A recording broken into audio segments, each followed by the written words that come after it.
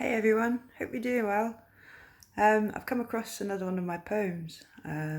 It's called Blue, so I thought you might like to hear it. Right, Blue.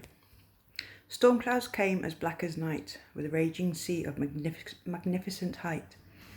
As lightning shoots straight to the waves, a blinding force, a crackling blaze.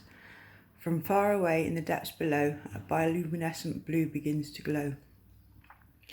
As swift as the lightning it started to rise, a glowing blue light shooting up to the skies. With a fountain of water she burst through the wave, a shimmering vision of beauty she gave.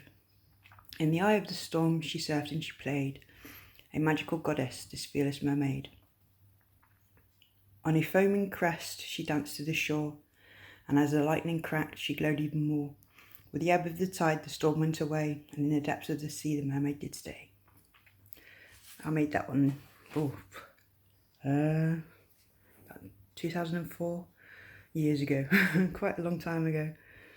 I grew up around the sea. I moved from Lancashire down to Devon, Torquay, so I was around the sea a lot. Worked on a boat for 10 years, on and off. Married a fisherman, divorced a fisherman. So yeah, the sea was, still is, a big part of my life. I love the sea. It calms me. Very calming place. It was sort of like one of the poems that I made.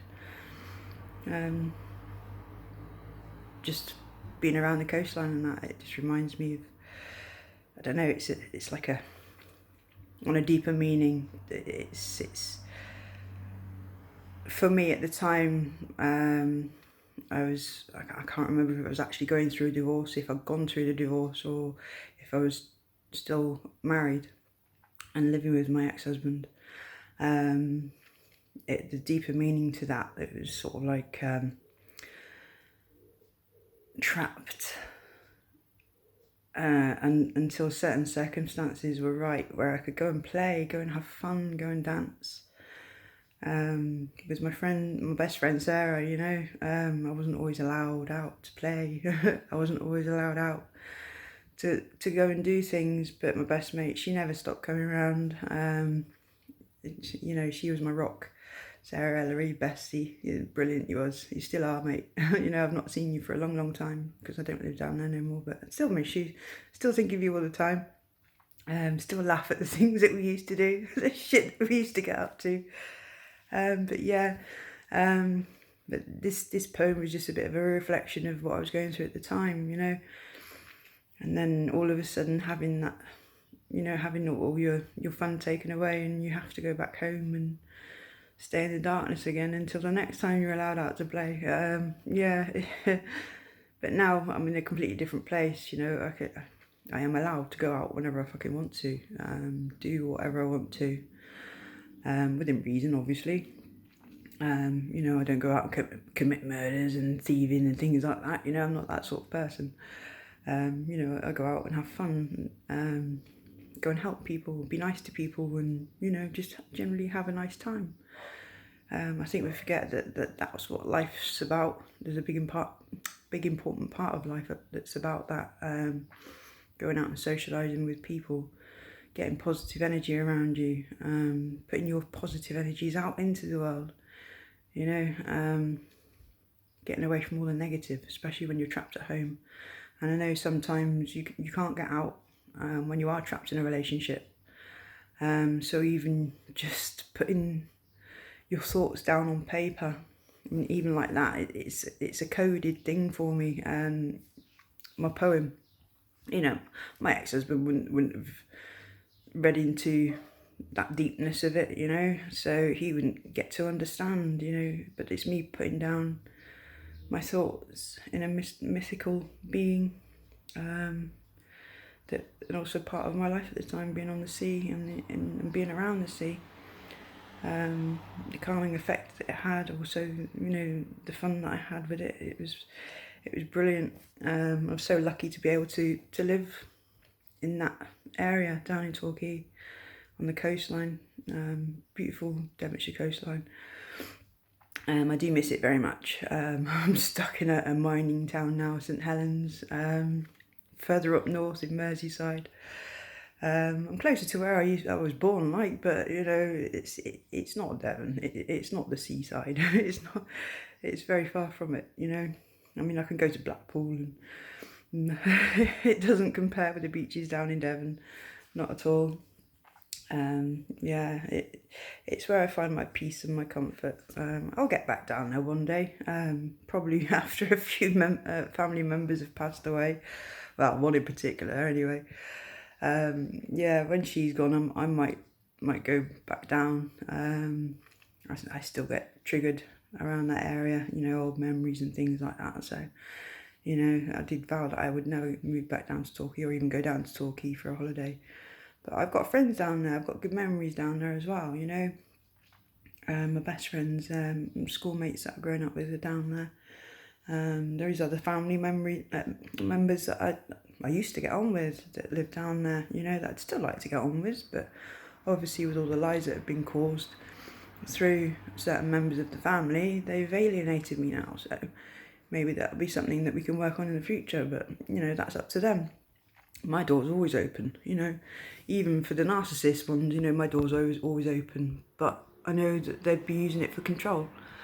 So unless they come to their senses, which is very highly unlikely at their age, that door will have a lock on it, and I've got the key. But until they realise or change, it's just not going to happen. I'm not going to be opening that door for them. It's there if they want the chance, you know, always. I'll always give people chances, you know, but, you know, there's only a certain amount of chances that you can give people before you've got to walk away and move on. So, you know, when that day happens, that day happens. I've not come across it. Whether it will happen or not, I don't know. I can't tell the future. I can predict certain things, but, you know, whether they happen, that's up to the individual, you know. But yeah, I just wanted to share that little bit of poetry, the meaning behind it, and just a way to get your thoughts out, you know, even if it's in a song, you know, that you can relate to, you have that playing, sing along to it, because having things in your mind, it can destroy your head, constantly overthinking, spiraling thoughts. But if you've got like a little outlet, drawing, poetry, writing, even just making up stories, you know, but incorporating your life into that story, if you know what I mean. Or if you can and you feel safe enough, write out your story. Write out every single little thing that you remember from way back when you couldn't start remembering, like, you know, I've done this, I've passed it on to family members, you know, they've been quite shocked. Some believe me, some don't, you know, but you don't have to show anybody. But just to get it out of what's in your head, just get it out, it can help a lot. Even if you burn it after, you know, it can help a hell of a lot just in the healing process. Because if you can't tell anybody what's gone on, how are you supposed to offload that? You know, you can't vent it to anybody, you know, if you don't feel safe enough. I mean, some people you might feel safe enough to be able to vent to your friends. Especially the ones that would believe you, you know, your kind friends, you know, the caring ones, not the toxic ones, because they'll use it against you. They'll use it as a manipulation tool, to exert power over you. Oh, I'm going to tell people this that happened to you, and you're like, oh no, that's my deepest, darkest secrets, and you're running off and telling everybody. You know, that's not a friend. Those sort of people you don't open up to. You just open up to people that you can 100% trust. I mean, you can have hundreds and hundreds of friends, like on Facebook and YouTube, thousands and thousands of people following you or whatever. But in my 47 years, I think I can count on two hands the people that are really close to me, who I call genuine friends, who I can turn to at any time, tell them anything, and they'll be right beside me, you know, supporting me, you know, just with pure kindness and love. Yeah, keep your circle of friends small. It's not all about how many friends you've got. It's the quality of friends that you've got. Because if you just take anybody as a friend, you'll get people that take advantage of you, very much so, in all aspects of life, whether it be financial, whether it be physical, whether it be mental, you know. It doesn't matter. There's no holes barred, you know.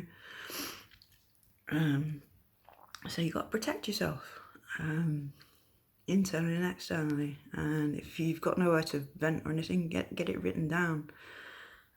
Sing it, write poetry, draw, sculpt, whatever you can. It's therapy, it's healing.